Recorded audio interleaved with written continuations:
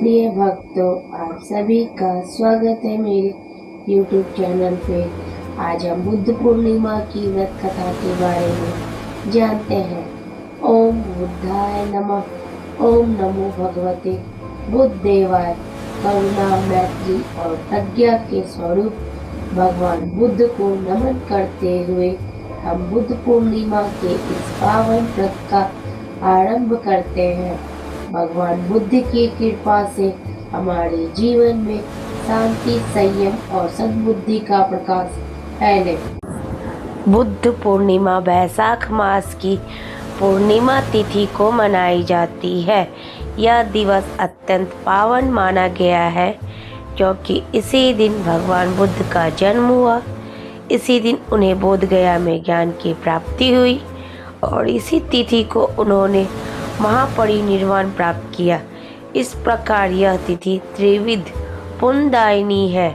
यह केवल उत्सव नहीं बल्कि आत्मचिंतन, करुणा और आत्मशुद्धि का पर्व है।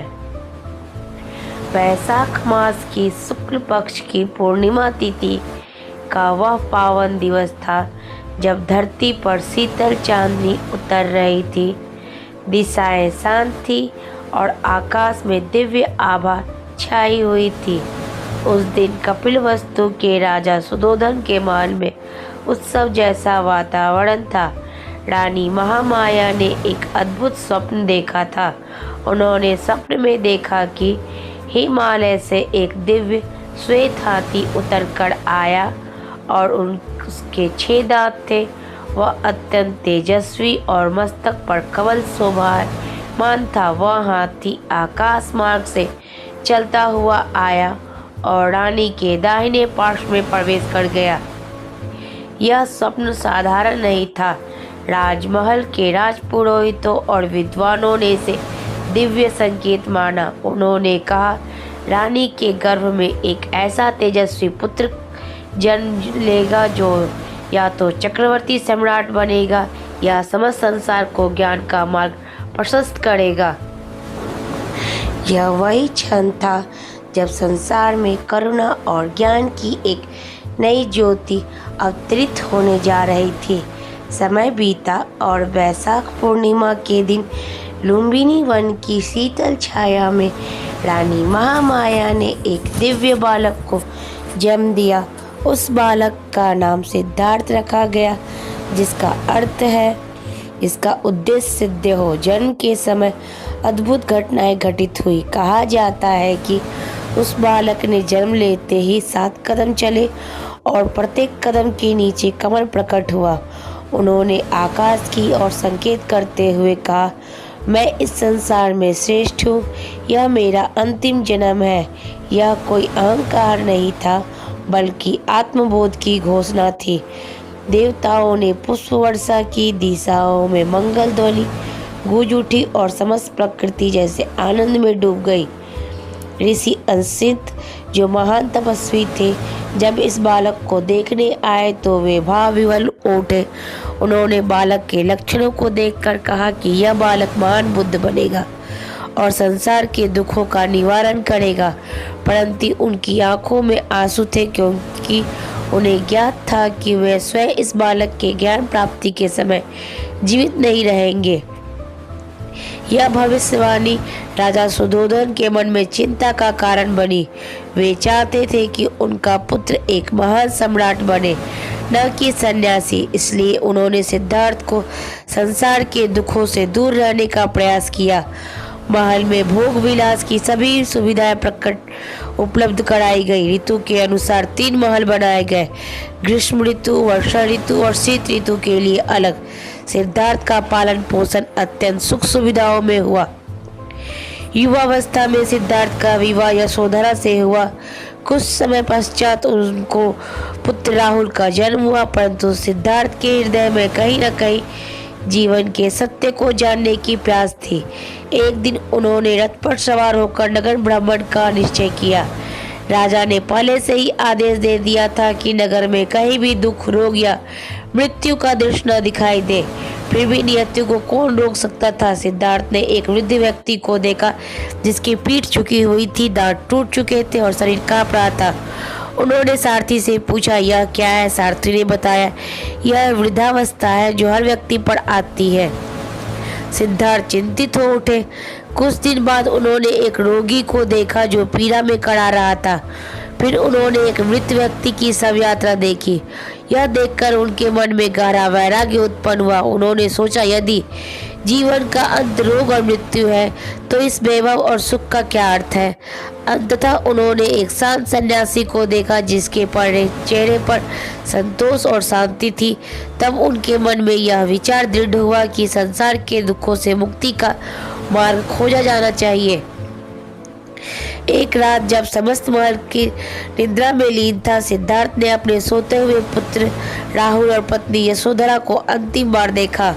उनके हृदय में करुणा और मोह दोनों थे, परंतु सत्य की खोज का संकल्प अधिक प्रबल था। वे घोड़े कंटक पर सवार होकर महल से निकल पड़े। यह घटना महाभिनिष्क्रमण के नाम से प्रसिद्ध हुई। उन्होंने केस काटे, राजसी वस्त्र त्यागे और साधु का वेश धारण कर लिया। सिद्धार्थ ने ज्ञान की खोज में अनेक गुरुओं से शिक्षा ली। आलार कालम और उद्दक राम पुत्र जैसे महान आचार्यों से उन्होंने ध्यान और समाधि की विद्या सीखी, परंतु उन्हें लगा कि अंतिम सत्य की प्राप्ति नहीं हुई है। तब उन्होंने कठोर तपस्या का मार्ग अपनाया। उड़ुवेला वर्तमान बोध गया में उन्होंने 5 तपस्वियों के साथ अत्यंत कठोर साधना की।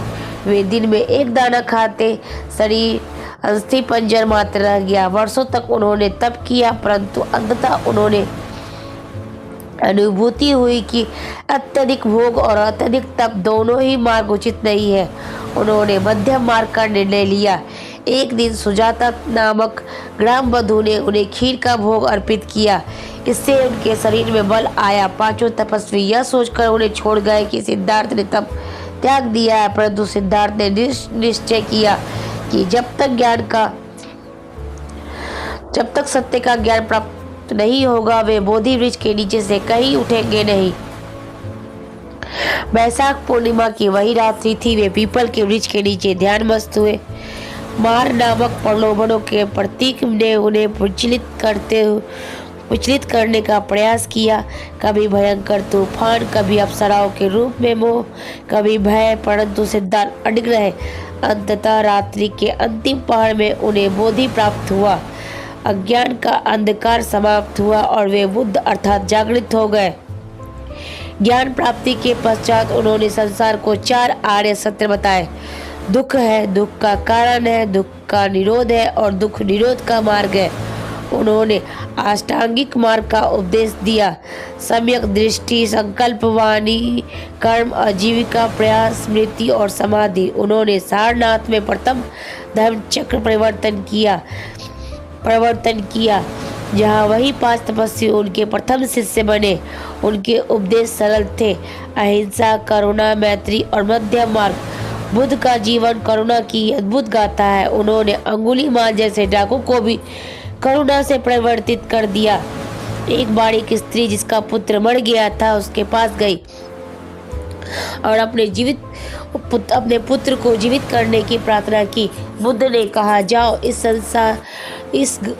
जाओ उस घर से सरसों के दाने लाओ जहाँ कभी कोई मृत्यु नहीं हुई हो।